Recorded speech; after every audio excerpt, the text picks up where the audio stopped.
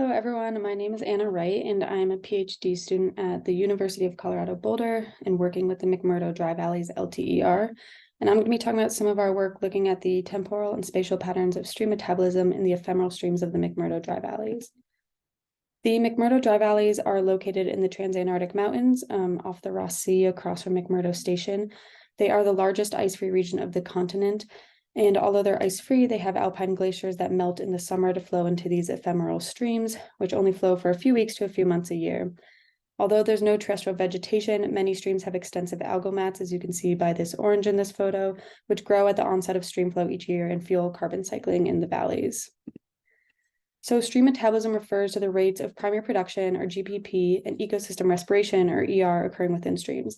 I'm interested in quantifying these rates of GPP and ER occurring within the dry valley streams, asking how much carbon is being produced and consumed throughout the flow season, and how do they compare to temperate streams. And along with this, what are the temporal, so across different days, and spatial, across different streams, patterns and drivers of variation of rates of GPP and ER. In order to do this, we deployed dissolved oxygen sensors in a variety of streams across Taylor Valley in the dry valleys, and then this data was used to model rates of GPP and ER over time.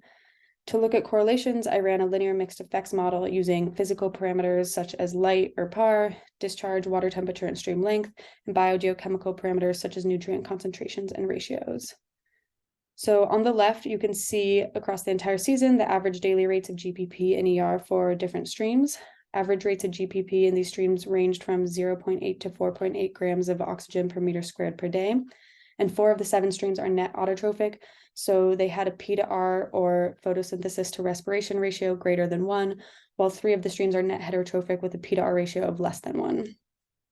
And compared to temperate streams, dry valley streams plot within the range of temperate streams on a yearly scale, although they are at the low end of that, which makes sense because they only flow for a fraction of the year, and most other temperate streams flow all 365 days. And most temperate streams are net heterotrophic, so they plot below that 1-to-1 line for P/R, whereas dry valley streams, majority of R is plotted above that 1-to-1 line, which is also similar to other desert streams that have little organic matter input and a P/R ratio above 1. So looking at temporal variation, variation in these rates between different days, GPP is positively correlated with PAR, which is photosynthetic active radiation, as well as stream discharge, and ER is correlated with PAR and discharge, as well as water temperature. ER is also interestingly correlated with dissolved organic carbon concentration and phosphorus concentration, but other nutrients such as nitrogen and the NP ratio don't seem to have a relationship.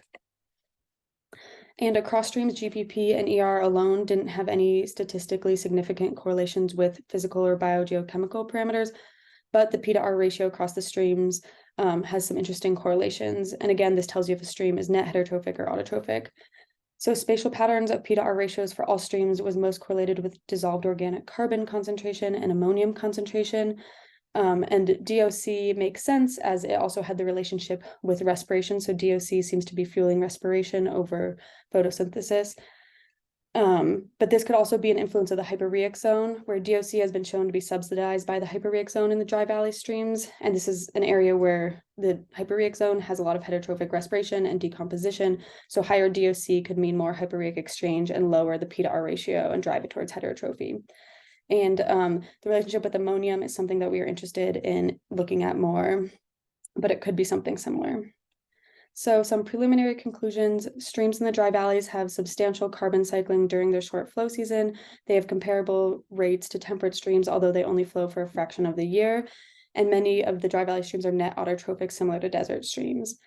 We found temporal variation of GPP and ER rates is primarily correlated with physical factors such as PAR and discharge, whereas spatial variation in the P/R ratios is more correlated with biogeochemical factors. This is a work in progress, so we are expanding this to other streams and across multiple years and hoping to dive a little bit deeper into these correlations and patterns. And with that, I'm happy to take any questions, and thank you for listening.